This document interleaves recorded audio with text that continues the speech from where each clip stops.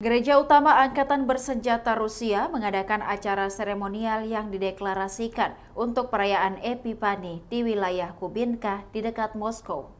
Kebaktian dipimpin oleh ulama Katedral Patriarkat atas nama Kebangkitan Kristus, Imam Besar Alexander Soldatenkov, dan dia dilayani oleh pendeta katedral dan perwakilan pendeta militer.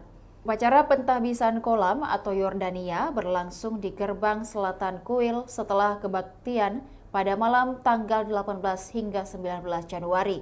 Personel militer dari Garnisun Moskow, anggota keluarga mereka, serta penduduk Moskow dan wilayah Moskow mengambil bagian dalam acara meriah tersebut.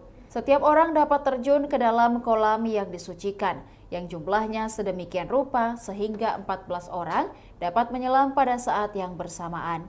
Di dekat kolam terdapat tenda khusus di mana penyelam dapat berganti pakaian dan melakukan pemanasan serta minum teh hangat.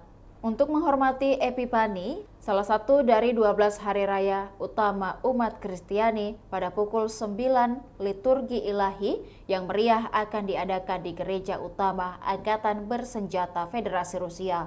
Liturgi akan dipimpin oleh Theognos Metropolitan Kashira, vikaris dari Yang Mulia Patriark Moskow dan seluruh Rusia. Di akhir liturgi, mereka akan melaksanakan ritual pemberkatan air yang agung. Siapapun yang dapat mengambil air yang diberkati dan terjun ke dalam kolam hingga pukul 19.00 waktu setempat pada tanggal 19 Januari 2024. Arena seluncur es utama di wilayah Moskow dengan pohon Natal utama Kementerian Pertahanan Federasi Rusia buka setiap hari. Sebelumnya, Dewan Panduan Suara Kelahiran Ketiga diadakan di Gereja Utama Angkatan Bersenjata Rusia yang dihadiri lebih dari 320 orang dari 8 kelompok pertunjukan militer dan ortodoks.